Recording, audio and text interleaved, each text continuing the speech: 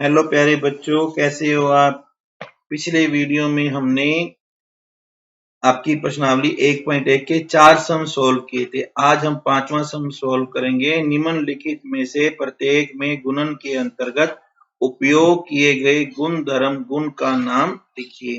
तो आपको इसमें पहले सम में ये बताना, देखो इसमें क्या है, -4/5 का गुना 1 से किया गया या 1 का गुना -4/5 से किया गया, तो हमारा उत्तर -4/5 आया है।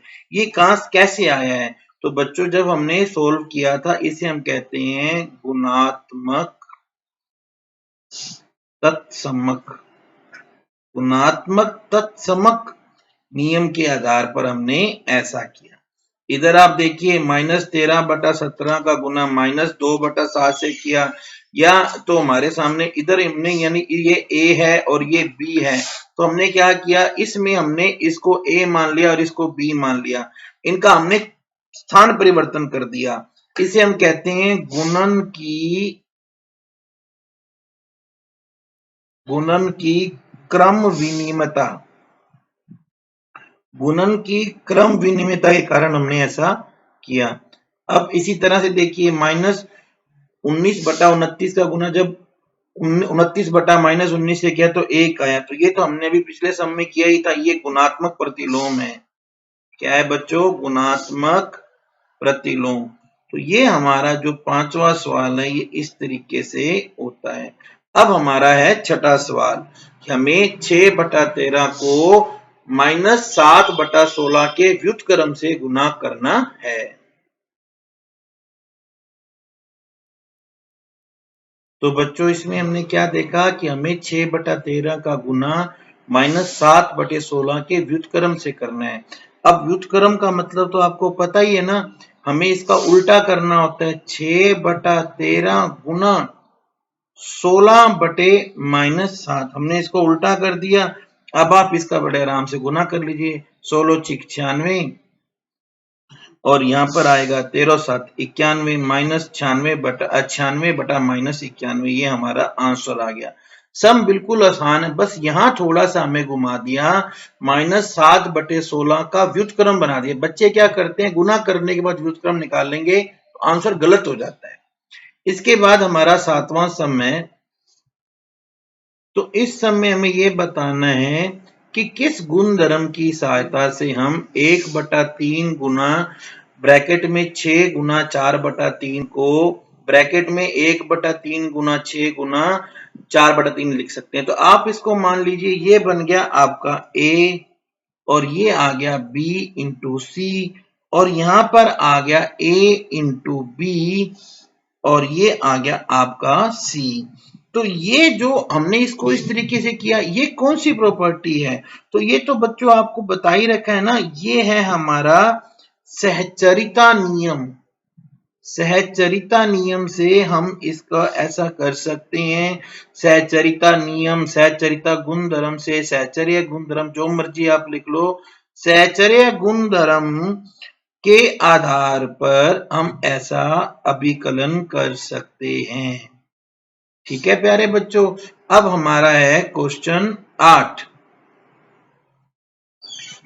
तो बच्चों जो ये हमारा 8वां सवाल है, इसमें हमें ये बताना है कि 8/9 का गुणात्मक प्रतिलोम -1 से 1/8 है या नहीं। तो सबसे पहले हम क्या करते हैं, हम इसको सोल्व करते हैं।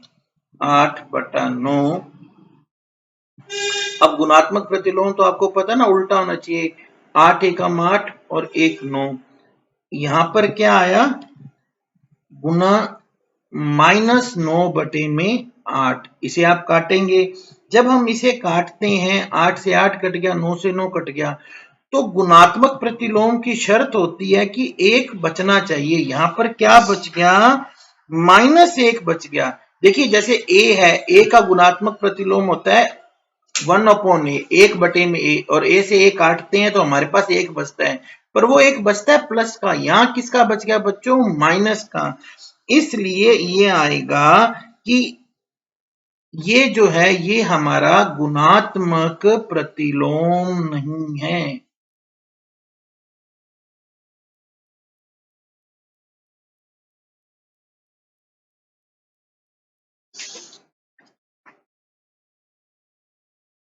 इसके बाद अगला समय हमारा 9वें प्रश्न में हमें पता करना है कि 3 सही 1/3 का गुणात्मक प्रतिलोम 0.3 है या नहीं। तो सबसे पहले हम इसको सोल्व करते हैं। देखो बच्चों, 3 तिया 9 और 1 10, 10/3 गुने में, अब ये 0.3 का मतलब है 3/10। तो हम उनका गुना करते हैं। 10/3 गुना 3/10, जब हम इसे काटेंगे तो उत्तर क्या आएगा हमारा 1। तो इससे क्या सिद्ध होता है कि ये गुणात्मक प्रतिलोम है। आपको लिखना पड़ेगा 3 सही 1/3 का गुणात्मक प्रतिलोम 0.3 है। ठीक है बच्चों, अब हमारा अगला सवाल आता है। यहाँ पर आपको कुछ रिक्त स्थानों की पूर्ति करनी है। अब हमारा 10वां सम है, जिसमें हमें ये बताना है कि ऐसी परिमेय संख्या लिखनी है जिसका कोई व्युत्क्रम नहीं है। तो देखो, आपको पता है बच्चों कि 0 ऐसी संख्या है, जब हम किसी का व्युत्क्रम निकालते हैं तो उसे गुना करने पर हमें 1 मिलना चाहिए। तो जब हम 0 से गुना करते हैं तो हमारा कोई व्युत्क्रम नहीं निकलता, इसका उत्तर आएगा 0। परिमेय संख्याएं जो अपने व्युत्क्रम के समान हैं।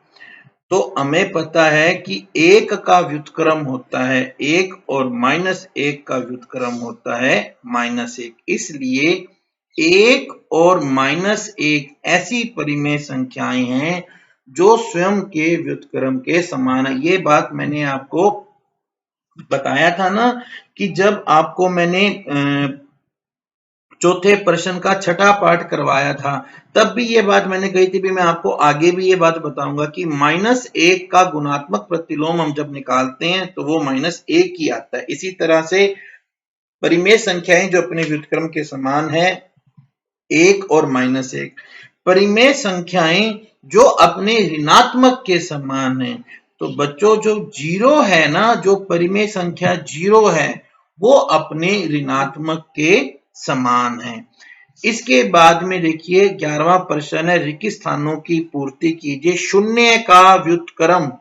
अब देखिए, शून्य का व्युत्क्रम नहीं है। जी हाँ, शून्य का कोई व्युत्क्रम नहीं होता है। अब नेक्स्ट है संख्याएं। अब ऊपर भी हमने किया था, संख्या 1 तथा -1 स्वयं के व्युत्क्रम के समान हैं। अब हमें बताना है -5 का व्युत्क्रम। तो इसके लिए आपको 1 से भाग करो, 1/-5। ठीक है, 1/x, यहां पर x क्या है, x 0 लिखा हुआ है, तो आपको यहां पर बताना है कि इसका क्या व्युत्क्रम आएगा, x आएगा।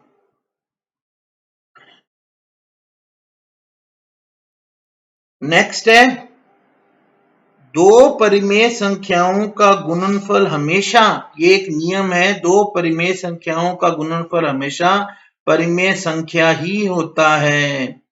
किसी धनात्मक परिमेय संख्या का व्युत्क्रम हमेशा धनात्मक ही होता है। इस तरह से बच्चों हमारी 1.1 पूरी होती है। नेक्स्ट वीडियो में हम 1.2 करेंगे। Thank you.